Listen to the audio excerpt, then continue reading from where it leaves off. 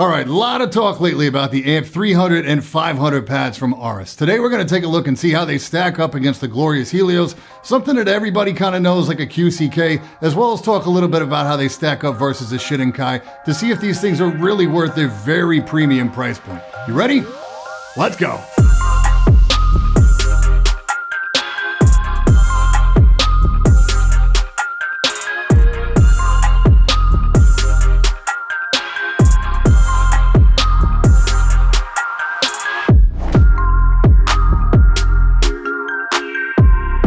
Yo, I'm Brian P. You're watching BadSeed Tech, and today we're taking a look at the AMP300 and AMP500 mouse pads from Gigabyte Aorus. For transparency, Gigabyte did send both these out for review, but as you should know by now, doesn't affect my review in any way. Outside of the sizing, these pads are identical. So the AMP300 is going to measure 324 by 273 millimeters. The AMP500 is 430 by 370, and both of these measure 1.8 millimeters thick. Outside of the Helios, these are the thinnest pads I've ever used. These are not cheap. The AMP300 is pretty small. It runs you $19.99. The AMP500 is a much better size, but it runs you a healthy $39.99. So this is an interesting comparison today because there's not a lot of these hybrid silicone mouse pads on the market. They don't get a lot of attention, and it doesn't seem like a lot of people have used them, so that makes value comparison kind of tough. The Glorious Helios XL, which is slightly larger than the AMP500, will run you $20. There's kind of a test and control because so many people are familiar with the performance. I also went with the QcK Large Classic. This falls right in between both pads in terms of size, and it'll run you just over $16 US on Amazon. So these are definitely priced at the top end of the mouse surface spectrum. These are like artisan prices. A Shidenkai Large, which is the closest to the AMP500 in terms of size, will run you about $35 before shipping. If you step up to the Shidenkai XL, which is actually larger, it's about $42. So for that kind of money, these pads are better off for something really unique and some very serious performance. And for the most part, they really do. Now this hybrid silicone tech, this is not new technology. As best I can tell, please correct me if I'm wrong, Madcats brought this to market as early as like 2015. So we will talk about some other similar options towards the end of the video, but for right now, let's talk about what makes hybrid silicone tech unique. Now, as I said, this isn't new, but it is kind of odd to me that you don't hear more about them. This is the first mouse pad of its kind I've ever used. So the base is silicone and the top is simply stated as fabric. I have to take their word for it because it's a really unique feeling surface. Edges are heat sealed, and as I said, the pad is very thin. The silicone backing keeps in place on pretty much every surface I tried it on. It doesn't stick like an Artisan Extra Soft where it feels like it's almost glued down, or like the Helios where it literally is almost glued down. But it shouldn't slide on you. Like, it can move if you try, but not under regular use. One thing that drives me crazy though is that after almost 3 weeks of use, this pad still hasn't settled. It's still wavy. The idea that you can roll this thing out of the box and stick it on your desktop and it's good to go, no way. You don't really notice this if you're playing in the center of the pad, but as you move towards the edge, you definitely feel it. I also considered hitting this thing with a heat gun just to get it really warm and weigh it down for a bit, but I didn't want to risk any coating that might be on the surface. In the end, I was able to mitigate a lot of this by rolling the pad onto itself from the middle back out to the corners and then back out to the four sides, being pretty aggressive with it. No telling if this is going to cause premature wear on the surface. Like, you'd never do this to a Shidenkai, but the waves were totally not working for me, especially at this price point. And this doesn't actually solve the problem. I find myself doing this every couple of days because if left on its own accord, those waves will start to develop again. But that aside, this pad is one of the few pads that kind of embraces the best things about using a soft pad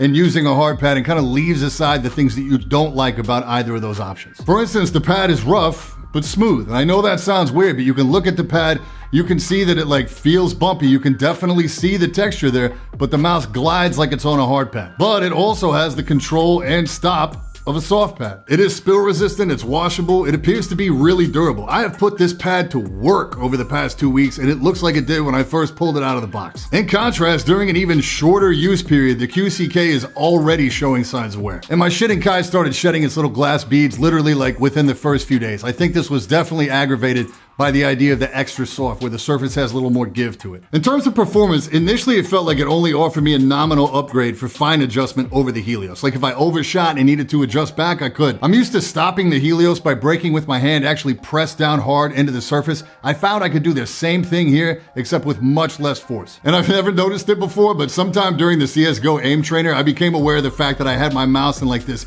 vice death grip. So I focused on getting similar performance while playing with my hand a little more relaxed, and I was able to do that with this pad. After training on this for a couple of hours and then moving back to the Helios, I found that tough to replicate on that pad. This of course was not an issue on the QcK, but that pad felt a lot slower to me after coming back from the amp. So much so that I had to kick my DPI up another 400 to get my performance back to where it was. And using the novel keys mat on my other desk literally felt like I was pushing my mouse through molasses on that thing. In terms of glides, Zowie's stock feet felt the fastest, then Hyperglides I did test with a fresh set, then the Model O, then Logitech feet, with the 502 feeling a little faster than the GPW, mainly due to the momentum of the much heavier G502 Lightspeed. The G900 was the slowest of the bunch. I duplicated this admittedly not very scientific test on the Glorious Helios after the fact, and I got the same results. And I know it looks like I'm constantly standing for Zowie mice, but I think people sleep on their stock feet for real. They have the best glide, and they're the quietest of all the ones I use, probably because they're enormous versus most of the other mouse feet. And on the topic of noise, the other area where this pad rides the fence kind of between a hard pad and a soft pad is the amount of noise it makes if when you play you pick up your mouse a lot. Where the Helios sounds like you're basically just tapping your mouse on the desk, the amp pad really cuts down on this noise.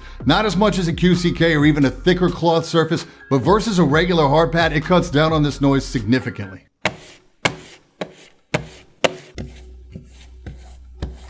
On the topic of wearing down your actual mouse feet, I think we're going to see another middle ground here between hard and soft pad. Honestly, I don't notice a lot of excessive wear on my S1 and my Helios, which is my main setup, but I switch mice and surfaces so often for testing that I don't really feel like it's fair for me to speak on that. But the weather here has been all over the place recently, so I can tell you that in terms of consistency, this thing does not seem affected by changes in temperature or humidity at all. Okay, let's talk value. I scoured the far reaches of the internet to find mouse pads that were made of similar materials and with a similar process. There's not a lot out there. Please let me know if you find something that I didn't mention here today, but here's what I found. We got the Steelseries Dex at $40, measuring roughly the same as the AMP300, so that's out of here. Next up, we have the Asus ROG Whetstone, also $40, also very similar to the AMP300, so that's out too. Same thing with the Roccat Hero Plus, same price, same size, so hard pass on that one too. Lastly, a couple of the newest offerings from Madcats. You got the Glide 19 at $25, and at 315 by 390 millimeters, it falls right in between the AMP300 and 500 in terms of price and size, so that's an option. Lastly, and potentially most exciting at $60 is the Glide 38 in a full 400 by 900 millimeter desk mat size. That really has my attention. So what I wanted to see is if the pricing for the silicone hybrid mouse pads was pretty consistent across the market. And what I found is that Gigabyte offers a better value than SteelSeries, Roccat, and the ROG offerings. If you stack the AMP300 and 500 in between the offerings from Madcats, you start to get this nice little vertical flight where you see the price increase slightly as the size increases. And I don't normally talk used or discontinued market in my reviews, but if you come by the Discord and hang out in the mouse review channel, I will put a special little video in there that you're gonna wanna check out. Now, if you're considering investing in this or a Shidenkai, the big thing you need to know is that for similar money, the Shidenkai is built to wear out over time and be replaced, whereas this pad seems like it's built to last. The Shidenkai is a little faster, less control, better rollout, and depending on which model you pick, better stick on the desk surface. From a performance and value standpoint, outside of bragging rights, I would recommend the AMP over the Shidenkai. So I guess one of the few questions left is, do you feel comfortable paying twice as much for this surface as you do for a similarly sized Glorious Helios or QcK? And I hate the worth it discussion because we all have different financial priorities, but personally, based on what I've seen so far, I would. Yeah, but reluctantly. The big pro for me here is that I see this as being a surface that grows with you as your skill increases. You put more of your skin directly on that pad and you can play slow and controlled. You reduce the surface area, that skin contact, and you can play really fast, but that control is right there when you need it. So big fast swipes are no problem. Micro adjustments are really consistent. I feel like this is a great option if you've tried a hard pad before and it just wasn't for you due to the lack of control. The big con for me with this pad is this wavy nonsense. This really burns me up, especially at this price point. But outside of that, it seems very durable, and I'm willing to overlook that aspect of it because of the performance that it provides. Big thanks to Gigabyte for sending these out. I will leave affiliate links in the description below if you'd like to grab one for yourself. The AMP500 is in stock right now on Amazon. The AMP300 is sold out on Amazon. I think it's only available on Newegg right now, but just make sure you follow me on Twitter or you're hanging out in the Discord, and I'll let you guys know as soon as I have restock info for Amazon. And that's it for this time. I'm Brian P. Thanks so much for watching. Don't forget to hit that like button, hit that sub button, and until next time, stay up.